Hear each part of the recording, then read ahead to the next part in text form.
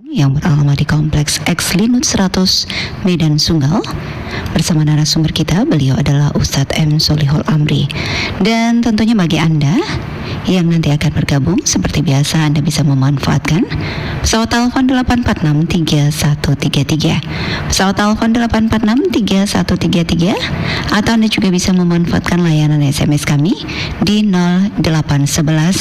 0811-616-943. Dan pagi ini langsung saja Tanti akan menyapa narasumber kita. Beliau adalah Ustadz M. Solihul Amri. Assalamualaikum Ustadz. Waalaikumsalam warahmatullahi wabarakatuh. Sehat Ustadz pagi ini? Alhamdulillah, insyaallah. Alhamdulillah, itu yang selalu kami doakan, agar kami semuanya bisa menambah wawasan dan juga ilmu pengetahuan dari Ustadz. Amin rabbal alamin. Ya Ustadz, pagi ini kita akan membahas apa nih? Ya, masalah hadis ya, tentang Asyura ya. Asyura, silakan Ustadz. Assalamualaikum warahmatullahi wabarakatuh. Waalaikumsalam warahmatullahi wabarakatuh. A'udzu billahi minasyaitonir rajim. Bismillahirrahmanirrahim. Inna iddatash syuhuri 'indallahi 12 syahran fi kitabillah yauma khalaqas samawati wal ard minha arba'atun hurum hamdan wa syukran lillah wassalatu wassalamu ala rasulillah man la nabiyya ba'dah. Allahumma salli ala Muhammadin awwalu makhluqatika nur min nuri dhatika nabika wa rasulika rahmatan lil alamin. Amma ba'du, Bapak Ibu, orang-orang tua saya yang saya muliakan, hadirin dan hadirat yang berbahagia dan yang dirahmati Allah. Begitu juga kaum muslimin dan muslimat, para pendengar dimanapun berada.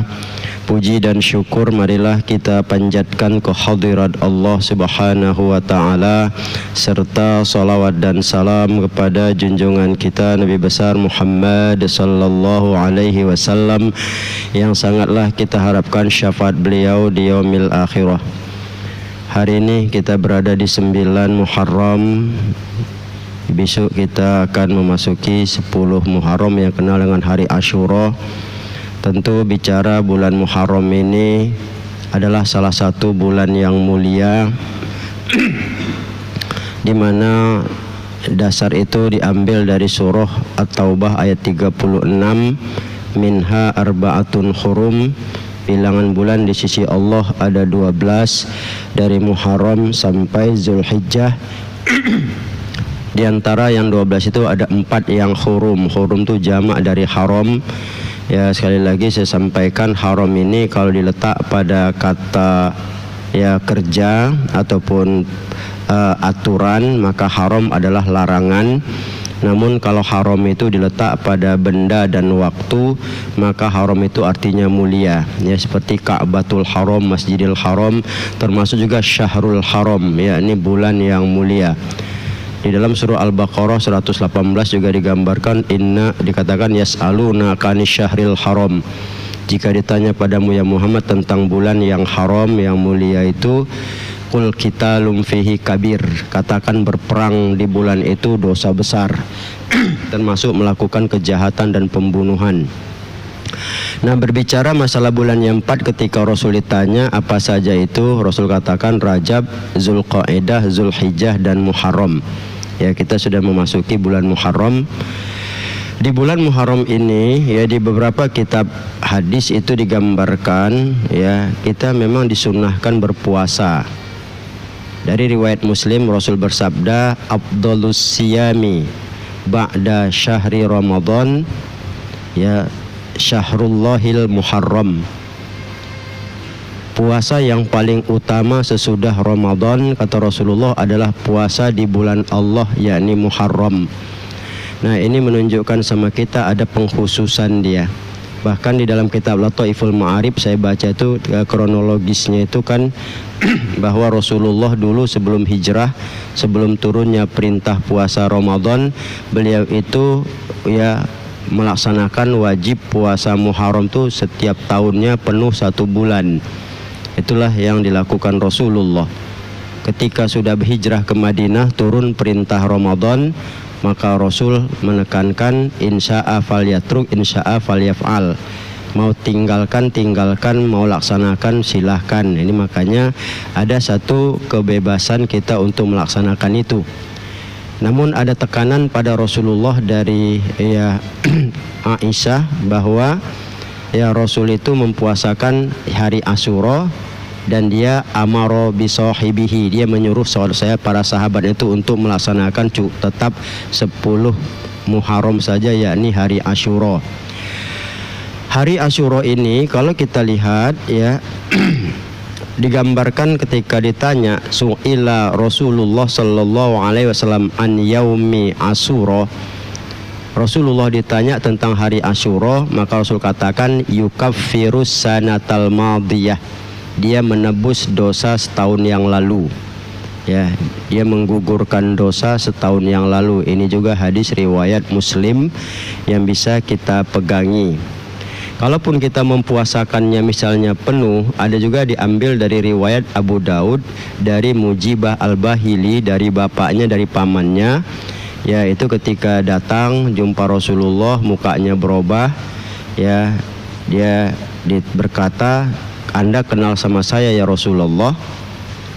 Saya tak kenal, kata Nabi. Saya ini Al-Bahili. Dia katakan begitu. Mengapa kau bisa begini? Ya Rasul, tidak jumpa dengan engkau, aku senantiasa makan hanya malam hari. Berarti dia itu berpuasa. Nah, kau menyiksa dirimu sendiri, kata Rasulullah. Rupanya dia kurus, puasa dia terus begitu. Maka dikatakan Rasul, kalau mau puasa, puasalah di bulan yang sabar, yakni bulan Ramadan. Maka dia katakan, tambah lagi ya Rasulullah, 1 hari sajalah di setiap bulan. Tambah lagi ya Rasul, aku kuat. 2 hari, kata Rasulullah. Tambah lagi ya Rasulullah, 3 hari. Tambah lagi ya Rasulullah.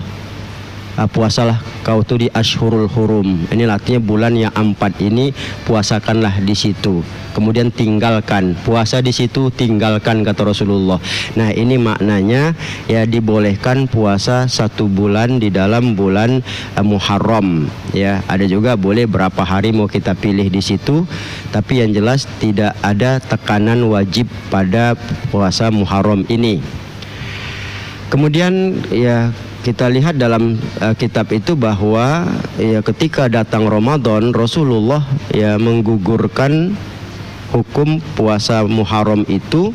Maka Rasul katakan kalau mau laksanakan, kalau tidak tinggalkan. Dan Rasul memerintahkan sahabat di Madinah saat itu untuk mempuasakan 10 Muharram hari Asyura saja. Nah, ketika terjadi Rasul lihat, karena pada dasarnya di Madinah itu mayoritas banyak Yahudi. Itu 2/3 lebih kurang itu Yahudi, itu mayoritas. Jadi mereka dulu itu memang puasa, karena mengenang keselamatan Bani Israel dari cengkeraman Fir'aun, dan Nabi Musa selamat bersama kaumnya, Fir'aun ditenggelamkan. Makanya ketika Rasul bertanya kepada orang Yahudi saat itu, kenapalah kalian berpuasa? Maka mereka katakan, kami bersyukur Musa selamat dan Fir'aun tenggelam. Itulah mereka syukur, makanya berpuasa. Maka Rasul katakan, nahnu aula bikum, kami sebetulnya lebih utama melaksanakan itu daripada kamu. Rasul pendek saja, karena kalau kita lihat jelas makna yang begitu luas. Kalau mereka hanya terfokus pada tenggelamnya Fir'aun, tidak memikirkan yang lain. Sementara kita umat Islam ini jelas dari Rasulullah yang kita pahami dari Asyura itu banyak. Dari penciptaan langit bersama isinya itu, termasuk juga perjalanan para nabi-nabi yang selamat dari tekanan cobaan. Itu semuanya terjadi pada hari Asyura. Nanti akan saya bacakan hadisnya. Ini kalau kita lihat dari nilai Asyura itu begitu. Nah, tentunya kalau kita lihat juga kenapa Rasul sampai menambahkan puasa itu 1 hari sebelumnya atau sesudahnya. Karena ada selentingan, memang secara kenyataan yang dilihat memang itulah yang diomongi mereka, walaupun tidak benar. Nabi ini kan hijrah dari Mekah ke Madinah. Yahudi itu kan dari dulu-dulu sudah ada, dan mereka mempuasakan 10 Muharram. Tok itu saja. Rasulullah juga mengerjakan, menyuruh para sahabat. Dari Aisyah dikatakan karena Rasulullah ya soma yauma asyura fa amara bi sahibihi, ya, bahwa Rasulullah mempuasakan 10 Muharram dan menyuruh para sahabat. Tentu kalau kita lihat 10 tahun Rasulullah di Madinah, maka 10 kalilah sudah melaksanakan puasa Asyura itu saja tanggal 10. Timbul selentingan yang terjadi dari orang-orang Yahudi, ya, di Madinah itu. Berarti Muhammad ini sepertinya mengikut kita, ya. Kalau bahasa apa kita bebas kita, dia kan nabi, masa pula ikut-ikutan sama kita, kan begitu, ya. Sahabatnya pun disuruh seperti itu, ya. Maka kata Rasulullah, khaliful yahuda wan nasara, ya, bedalah kalian nanti puasa dengan Yahudi dan Nasrani, ya. Fal yasum ya yauman qablaha wa yauman ba'daha, puasalah ya 1 hari sebelumnya atau 1 hari sesudahnya. Berarti kalau kita besok hari Asyura, maka ini harilah kita berpuasa, atau ini hari sama besok, atau Jumat sama Sabtu. Ya silahkan aja, itu dibenarkan dan dianjurkan seperti itu. Di satu hadis lagi Rasul juga mengatakan, kata Rasulullah, ya, dari Imam Qatadah itu riwayat Muslim juga, itu dikatakan, ya, la in baqitu ila qabilin la asumannaka tasi', ya, jika sisa hidupku ini ila qabil, sampai tahun depan. Baki itu kan sisanya, ya, artinya kalau umurku panjang, itu bahasa bebas yang enak didengar. Kalau umurku panjang sampai ila qabilin, tahun depan, aku akan berpuasa tasi, hari yang ke-9. Nah, maka dari sini para ulama menyatakan niat 9 itu tasu'a dia, ya. Walaupun sudah kita tahu 1 hari pun kita laksanakan, insya Allah mendampingi Asyura itu ya sudah memadai dia, kan begitu dia, ya. Nah, itu kata Rasulullah. Jadi kalau tahun depan sampai umurku, ya, artinya panjang umurku, aku akan mempuasakan hari yang ke-9 dan 10. Itu yang dimaknakan dari hadis ini. Nah, ini yang kita perlu, ya, Bapak Ibu sekalian, para pendengar, untuk bisa kita ya pahami, ya. Kemudian ya tentu timbul masalah karena kebetulan hari Asyura tahun ini jatuh pada hari Jumat. Ya, itu sebenarnya tidak bertentangan, ya. Karena pada dasarnya memang ada satu hadis Rasulullah juga, inna yaumal jum'ati aidakum, sesungguhnya hari Jumat itu adalah hari raya kamu, fala tasumuhu, maka kamu jangan mempuasakannya, illa antasumu, ya, yauman ba'dahu au qablahu au ba'dahu, kata Rasulullah. Kecuali kalau kamu mempuasakannya, ya, tambahlah dia 1 hari sebelumnya atau 1 hari sesudahnya. Jadi sebetulnya kan sudah sesuai, ya, klop dia. Dari apa yang digambarkan Rasulullah dari sisi itu, ini jelas tidak ada perbedaan dia, kalaupun yang di luar dari itu. Karena memang puasa pada hari Jumat atau Sabtu saja itu memang dilarang Rasulullah, ya, di luar daripada hal-hal yang terjadi, pertama dari yang wajib. Karena ada hadis lain juga dikatakan, ya, jangan kamu berpuasa pada hari Sabtu kecuali puasa wajib iftaradha alaikum, ya, kecuali yang wajib nggak bisa ditunda itu dia, ya. Kerjakan di hari Sabtu itu, ya, kalau puasa wajib tentunya seperti Ramadan. Nah, kalaupun mau puasakan itu tadi ditambah 1 hari sebelumnya atau sesudahnya, itu yang dianjurkan oleh Rasulullah. Namun yang pasti bagi kita bahwa ini puasa berhubungan dengan sejarah, puasa berhubungan dengan nilai-nilai kebesaran di dalam kehidupan orang-orang yang terbaik. Jadi maka dari itu tidak ada alasan kita tidak mempuasakannya, dan jangan dipertentangkan dengan hadis yang lain. Jalan keluarnya kan sudah ada dan jelas dia untuk bisa kita kerjakan. Nah, kalau ditanya apa fadilahnya selain daripada diampunkan dosa setahun yang lalu, dan apalagi yang perlu kita kerjakan, ada hadis riwayat Imam Hakim dari Abdullah bin Abbas, itu juga digambarkan. Kata Rasulullah, man soma yauma asyura minal muharramin, ya, dikatakan adalah kana sa'atahullahu sawaba asyratu alafi malakin, wa dikatakan juga wa hajin wa asyratu alafi hajin wa mu'tamirin, ya, wa asyratu alafi syahidin. Siapa yang berpuasa pada hari Asyura, kata Rasulullah, dari bulan Muharram, ya, maka Allah akan memberikan sawab. Sawab ini artinya balasan kebaikan. Ya, kalau mau dibilang pahala, pahala bolehlah kita bilang. Artinya pahala ini bagaimana? Ini kan kita mesti ngambang sebetulnya. Yang jelas mau ajrun, mau sawab, itu adalah balasan kebaikan yang dilakukan. Apa bentuknya? Wallahu a'lam. Itu Allah yang paling tahu yang terbaik untuk kita. Apa saja orang yang berpuasa hari Asyura itu? Yang pertama, memberi pahala ataupun kebaikan, ya, 10.000 malaikat. 10.000 malaikat itu bayangkan kalau kita mau melihat malaikat itu makhluk yang kalau dalam riwayat hadis, ya, saya belum pernah menjumpai malaikat itu mati, kan begitu ya. Kalau setan masih ada juga, ya, hancur dia. Ya, tapi kalau malaikat iblis yang nggak mati-mati, kalau setan kecuali nanti kiamat habislah tuh, ya, semuanya habis kita bilang. Tapi sepanjang diciptakan terus, nah malaikat ini kan kerjanya bertasbih terus. Satu malaikat saja kalau dikasih nilai kebaikan dia sama kita satu, ya, saya tidak apakan, ini mungkin pendapat saya aja, ya, memikirkan apa itu aman kita sebetulnya, ya, umurnya panjang malaikat, ya, tak ada dosa, taat, bertasbih tak pernah berhenti, coba sampai kiamat. Itu bayangkan aja kalau kita dapat satu dia ini 10.000, ya. Kemudian juga begitu, siapa yang puasa pada hari Asyura bulan Muharram, maka diberi pahala seperti 10.000 orang yang berhaji dan umroh. Tentunya kalau Rasulullah yang mengatakan itu haji yang baik, yang mabrur, umroh yang mabruroh, kan begitu dia. Ya, begitu juga yang ketiga, 10.000 orang yang mati syahid. Kemudian Rasul juga mengatakan, itu yang pertama, ya, ini mendukung hadis yang kita sebutkan yang pertama tadi.